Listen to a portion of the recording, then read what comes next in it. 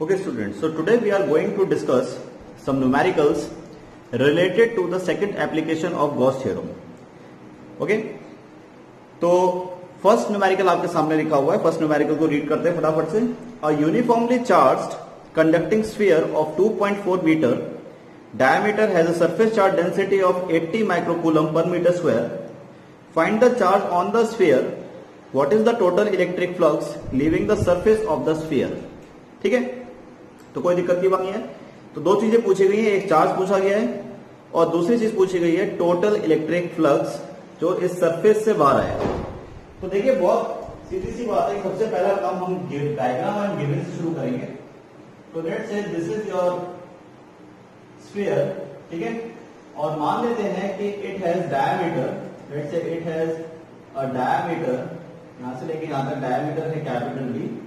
Okay, और इसकी surface में चार्ज डिस्ट्रीब्यूटेड है जो कि हमें फाइंड आउट करना है. तो इसको हम यहां पर मेंशन कर देंगे. And let's say this is Q charge. ठीक है, it is also given in the question कि डायमीटर जो आपको दे रखा है वो दे रखा है 2.4 मीटर. तो इसको रेडियस में कन्वर्ट करेंगे तो r is equal to d by 2 which is 2.4 divided by 2. then r is equal to 1.2 metre. ठीक है, सरफेस चार्ज डेंसिटी आपको कितना दे रखा है 80 microcoulomb per metre square. So converted into sigma is equal to, तो ये हो जाएगा हमारे पास 80 इंटू 10 की पावर माइनस 6. माइक्रो को कन्वर्ट करेंगे तो 10 की power minus 6 coulomb per metre square. ठीक है, तो यहां तक तो बहुत सिंपल था. अब इसके आगे अगर हम चलते हैं नेक्स्ट,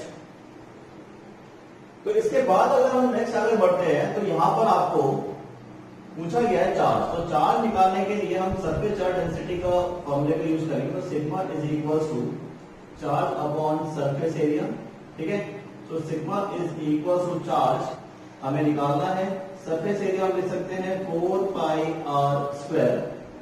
ठीक है, तो Q इज इक्वल टू ये हो जाएगा sigma multiply by 4 pi R square. Then Q is equal to sigma. Sigma आपको कितना दे रखा है 80 इंटू 10 की पावर माइनस 6. ओके, और 4 pi 4 into pi into R. Now r is 1.2, तो हम यहां लिखेंगे 1.2 का whole square. So finally q is equal to, अगर मैं q लिखना चाहूं कि q की वैल्यू कितनी होगी, तो q मेरे पास आ जाता है दैट इज 1.45 इंटू 10 की पावर माइनस 3 कूलम. ठीक है, तो 1.45 इंटू 10 की पावर माइनस 3 कूलम. ओके, बहुत अच्छा क्वेश्चन है, सिंपल भी है, कोई ज्यादा डिफिकल्ट नहीं है. ओके, चलिए आगे बढ़ते हैं. इसके सेकंड पार्ट को अगर हम देखते हैं तो सेकंड पार्ट में आपसे क्या पूछा हुआ है कि कितना फ्लक्स बाहर आएगा. तो गॉस थ्योरम बता देते हैं. अकॉर्डिंग टू गॉस थ्योरम, तो गॉस थ्योरम के हिसाब से flux is equal to Q over epsilon naught. ठीक है, तो flux is equal to 1.45 into 10 की पावर माइनस 3. ये हमने अभी फाइंड आउट किया था. एप्सिलॉन नॉट की वैल्यू फिक्स वैल्यू होती है 8.85 इंटू 10 की पावर माइनस 12. ये हमेशा इतना ही रहेगा. तो फ्लक्स इज इक्वल टू, चलिए कैलकुलेट करिए कितना आएगा. तो कैलकुलेट करने के बाद वैल्यू आ जाती है हमारे पास 1.6 इंटू 10 की पावर 8. 1.6 इंटू 10 की पावर 8 न्यूटन मीटर स्क्वायर पर कूलम. ठीक है, तो इसी के साथ ही आपका न्यूमेरिकल यहां पर सॉल्व हो जाता है. एनसीईआरटी का क्वेश्चन है. ठीक है, चलिए नेक्स्ट क्वेश्चन. ओके स्टूडेंट, तो रीड करते हैं क्वेश्चन को. A conducting sphere of radius 10 cm has an unknown charge. If the electric field 20 cm from the center of the sphere is 1.5 into 10 raised to the power 3 Newton per coulomb and points radially inward, what is the net charge on the sphere? ठीक है, तो अगर हम ऐसा मानते हैं कि suppose let's say कि हमारे पास एक स्फीयर है, ठीक है, तो एक स्फीयर फटाफट से ड्रॉ कर लेते हैं। दिस इज अ स्फीयर और इलेक्ट्रिक फील्ड इनवर्ड डायरेक्शन में ऐड कर रहा है, इनवर्ड। तो इनवर्ड डायरेक्शन में ऐड करने का मतलब हो गया कि electric field is acting like this, ठीक है। तो electric field is acting like this और इनवर्ड तभी एक्ट कर सकता है जब इसकी सरफेस पे चार्ज कौन सा हो, नेगेटिव। ये बात हमें ऑटोमेटिकली पता चल गई, क्योंकि नेगेटिव चार्ज में इनवर्ड होता है और पॉजिटिव चार्ज में आउटवर्ड होता है। ये हमने इलेक्ट्रिक फील्ड लाइंस में सीखा था। तो इसका मतलब दिस इज इलेक्ट्रिक फील्ड। हमसे यही पूछ रहा है कि यहाँ पे चार्ज की वैल्यू कितनी होगी। तो पहली बात तो ये है कि चार्ज का जो भी आंसर आएगा वो नेगेटिव में आना चाहिए, ठीक है। और पता है इस तरीके से ना, क्योंकि इलेक्ट्रिक फील्ड इनवर्ड है, अगर ये आउटवर्ड होता तो पॉजिटिव, अगर इलेक्ट्रिक फील्ड इनवर्ड है तो answer will be in negative. Okay, तो हमें गिवन क्या करना है, फटाफट फिर से गिवन लिखते हैं। तो इलेक्ट्रिक फील्ड आपको दे रखा है, इलेक्ट्रिक फील्ड आपको कितना दे रखा है, 1.5 इंटू 10 की पावर 3।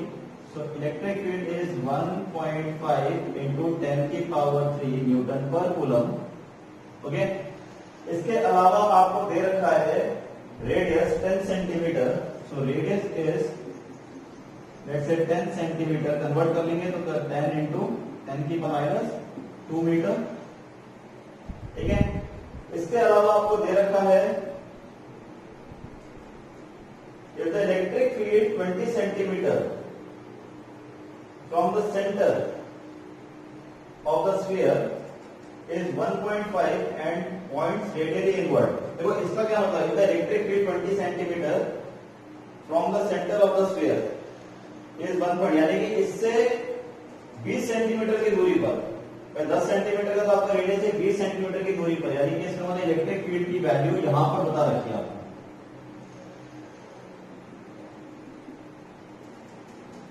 तो आपको जो इलेक्ट्रिक फील्ड की जो डिस्टेंस है, लेट्स से इसको मैं स्मॉल आर कह देता हूं, तो स्मॉल आर जो है वो यानी कि ओ से लेके पी तक की जो डिस्टेंस है, यहां पर आपको इलेक्ट्रिक फील्ड की वैल्यू दे रखी है, जो यहां पर अंदर की तरफ एक्ट कर रहा है इलेक्ट्रिक फील्ड। इस इलेक्ट्रिक फील्ड की वैल्यू कितनी दे रखी है, तो स्मॉल आर की वैल्यू कितना दे रखा है, 20 सेंटीमीटर। तो 20 इंटू 10 की पावर माइनस 2 मीटर, ठीक है। तो बहुत सिंपल है, इसका मतलब ये क्या रहा होगा, दिस इज गॉसियन सरफेस और इसके अंदर चार्ज एनक्लोज हो रहा है, दिस वन। तो I can apply directly this formula that E is equal to 1/4 pi epsilon naught Q over small R square. Small R इसलिए क्या है, क्योंकि आपको इलेक्ट्रिक फील्ड यहां पर दे रखा है, तो यहां से लेके यहां तक का डिस्टेंस आपको कितना दे रखा है, 20 सेंटीमीटर। बहुत सारे बच्चे इसको लेके सॉल्व कर देते हैं और गलत हो जाता है, ठीक है। तो ध्यान रखिएगा कि यहां पर आप क्या करेंगे कि ये 20 सेंटीमीटर लेंगे, क्योंकि इलेक्ट्रिक फील्ड आपको 20 सेंटीमीटर डिस्टेंस पे दे रखा है, नॉट ऑन द 10 सेंटीमीटर। तो इलेक्ट्रिक फील्ड की वैल्यू आपको दे रखा है, तो आपको Q निकालना था। तो Q is equal to E into 4 pi epsilon naught, ठीक है।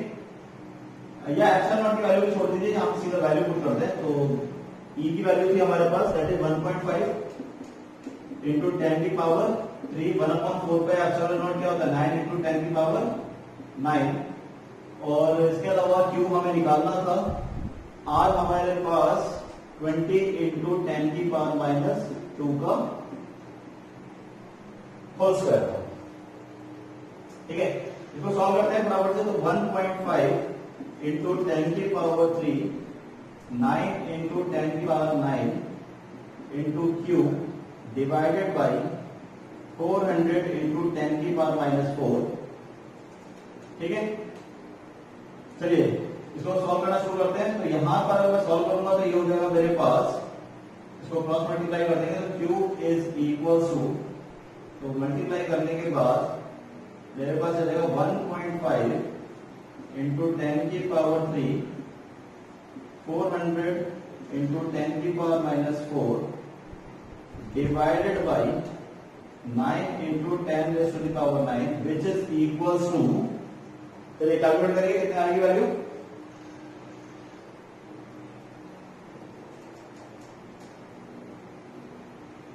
तो वैल्यू हमारी आती है दैट इज माइनस 4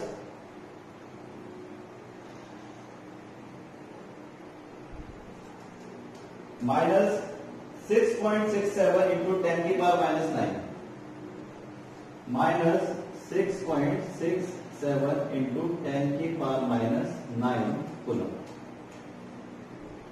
ठीक है, फिर मैं बता दूं this question is very important only because of these two parameters. अगर आप इस चीज को समझ सकते हैं कि ये इलेक्ट्रिक फील्ड आपको R distance, small R distance में दे रखा है, not capital R. Capital R आपका क्या है? Capital R is nothing else is your radius of the sphere. देखिए इलेक्ट्रिक फील्ड क्योंकि आपको दे रखा है आर पर, स्मॉल आर पर, तो इसीलिए आपने यहां पर क्या वैल्यू पुट करी है? Small R, not capital R.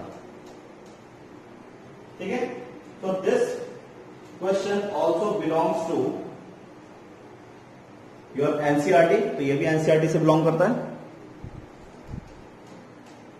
ठीक है, आई होप ये क्लियर है सभी को। चलिए नेक्स्ट क्वेश्चन पे बढ़ते हैं। तो स्टूडेंट ये जो क्वेश्चन आपके सामने इस वक्त नजर आ रहा है, this is one of the most important and one of the most concept based question. ठीक है, तो कॉन्सेप्ट बेस्ड क्वेश्चन है ये बहुत ज्यादा, और अगर आप इसका सॉल्यूशन देखेंगे, तो अगर आप इसका सॉल्यूशन देखते हैं एनसीईआरटी में, तो बहुत ही ज्यादा डिजास्टर्स, मैं ये कहूंगा डिजास्टर्स वर्ड का यूज करूंगा कि डिजास्टर्स आपको सॉल्यूशन दे रखा है, बहुत डिफिकल्ट बना रखा है, लेकिन मैं आपको इसका एक बहुत सिंपलेस्ट सॉल्यूशन दूंगा। ठीक है, और ध्यान से मैं इसलिए देखने के लिए कह रहा हूं क्योंकि अगर आप इस क्वेश्चन को सही तरीके से समझ गए तो मैं आपसे गारंटी के साथ कह सकता हूं कि इसके बाद बहुत सारे कॉन्सेप्ट बेस्ड के जो क्वेश्चन है, कंसेप्चुअल क्वेश्चन जिसे हम कहते हैं, वो क्वेश्चन जो है वो बहुत इजीली सॉल्व हो जाएंगे और बहुत ही बेहतरीन क्वेश्चन है। अब तक का मेरे हिसाब से बेहतरीन क्वेश्चन है इलेक्ट्रोस्टैटिक के अंदर। ठीक है, रीड आउट करते हैं। An early model of an atom considered it to have a positively charged point nucleus of charge Ze। ठीक है, तो एक न्यूक्लियस, आपको पता ही है कि एक एटम के अंदर एक न्यूक्लियस होता है and they are surrounded by the electrons. ठीक है, नेगेटिवली चार्ज पार्टिकल्स के साथ सराउंडेड होता है, तो उसी तरीके का एक एटम दे रखा है, उसके सेंटर में न्यूक्लियस है और न्यूक्लियस का चार्ज आपको दे रखा है which is Ze। Okay, surrounded by a uniformly density, यानी कि uniform density of negative charge, यानी कि उसके सराउंडिंग में नेगेटिव चार्ज है, वो आपको दिख ही रहे हैं। ठीक है, लेफ्ट हैंड साइड में भी आपको नजर आ रहा है, वो मैंने बनाया हुआ डायग्राम में। ठीक है, जिसमें हम कैलकुलेशन करेंगे, और राइट हैंड साइड आपको जो बुक में आपको दे रखा है। ठीक है, अब आगे बढ़ते हैं। So it has radius capital R, तो रेडियस कैपिटल आर आपको एटम का रेडियस दे दिया है। The atom as a whole is neutral, obvious सी बात है, वी ऑलरेडी नोन एज, ये बात हमें ऑलरेडी पता है कि number of protons is equal to number of electrons होते हैं। So atom is generally neutral. For this model what is the electric field at a distance small r from the nucleus. तो आपको electric field बताना है small R distance पर कितना होगा। अब आप देख सकते हो डायग्राम के अंदर, तो डायग्राम में स्मॉल आर दो जगह लिखा हुआ है। ठीक है, अगर आप डायग्राम देखेंगे तो डायग्राम में स्मॉल आर दो जगह लिखा हुआ है। आप लेफ्ट हैंड साइड में भी देख सकते हो, राइट में भी, जहां भी आपको कंफर्टेबल लग रहा हो, जहां पे आपको समझ में आ रहा हो, प्लीज वहां देखिएगा। ओके, तो आपको एक बार इसका मतलब एटम के इनसाइड निकालना है और एक बार एटम के आउटसाइड निकालना है। तो मैं सबसे पहला काम क्या करने जा रहा हूं, एटम के आउटसाइड निकालूंगा। ठीक है, तो P जो मेरा बाहर बना हुआ है, सबसे पहले मैं वहां पर फाइंड आउट करूंगा वहां पर इलेक्ट्रिक फील्ड की वैल्यू कितनी होगी, that we have to calculate. Okay, तो सबसे पहली चीज तो हम क्या करेंगे कि जहां पे इलेक्ट्रिक फील्ड निकालना होता है, सबसे पहला काम क्या होता है, वहां पे एक गॉसियन सरफेस बनाना पड़ेगा। तो let's make a Gaussian surface here. तो हमने गॉसियन सरफेस यहां बनाना शुरू किया। Let's say this is the Gaussian surface, और ये गॉसियन सरफेस आपका यहां पे बन गया। ठीक है, तो this is your Gaussian surface.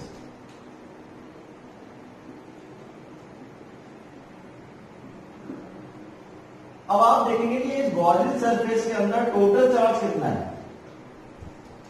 तो ये जैसे कि मैंने अभी आपको थोड़ी देर पहले बताया था कि एटम, या आपकी केमिस्ट्री में पढ़ा होगा दैट एटम इज न्यूट्रल, और ये तो क्वेश्चन में हमें दे भी रखा है कि एटम जो है वो हमारा न्यूट्रल है। इसका मतलब न्यूक्लियस यानी कि प्रोटॉन का चार्ज और इलेक्ट्रॉन का चार्ज बराबर है, तो they will cancel out each other and they will become neutral, यानी कि एटम विल बिकम न्यूट्रल। तो इसी वजह से मैं ये कह सकता हूं क्योंकि इसके अंदर सारा चार्ज आ रहा है, नेगेटिव भी आ रहा है, पॉजिटिव भी आ रहा है। पॉजिटिव का चार्ज कितना था? पॉजिटिव का चार्ज मैं लिख देता हूं, पॉजिटिव का चार्ज था प्लस Ze। तो इसका मतलब नेगेटिव चार्ज कितना रहा होगा? Minus Ze। भाई यही तो रहा होगा भाई, नेगेटिव चार्ज कितना रहा होगा? Minus Ze। ठीक है, तो मैं न्यूक्लियस का अगर चार्ज कहता हूं, nucleus, charge of nucleus, charge of nucleus, क्योंकि जो सेंटर में पार्ट होता है वो न्यूक्लियस ही होता है जनरली, तो मैं इसे प्लस Ze लिख देता हूं। एंड चार्ज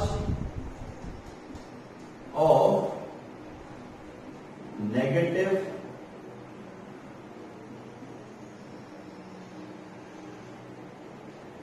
चार्जेस, तो ये हो जाएगा मेरे पास माइनस Ze। तो टोटल चार्ज अगर मैं बात करता हूं तो टोटल चार्ज विल बिकम 0। तो इसका मतलब इस वाले केस के अंदर अगर हम देखते हैं, क्योंकि मैं जो फर्स्ट केस करने जा रहा हूं तो वो जो फर्स्ट केस है वो मेरा है आउटसाइड द एटम। ठीक है, फर्स्ट केस जो है वो मेरा वो क्या है? Outside the atom. चलिए, आउटसाइड द एटम की अगर मैं बात करता हूं तो आउटसाइड द एटम, तो इलेक्ट्रिक फील्ड का फॉर्मूला क्या होता है? E is equal to 1/4 pi epsilon naught Q over R²। और Q क्या हो जाएगा यहाँ पर?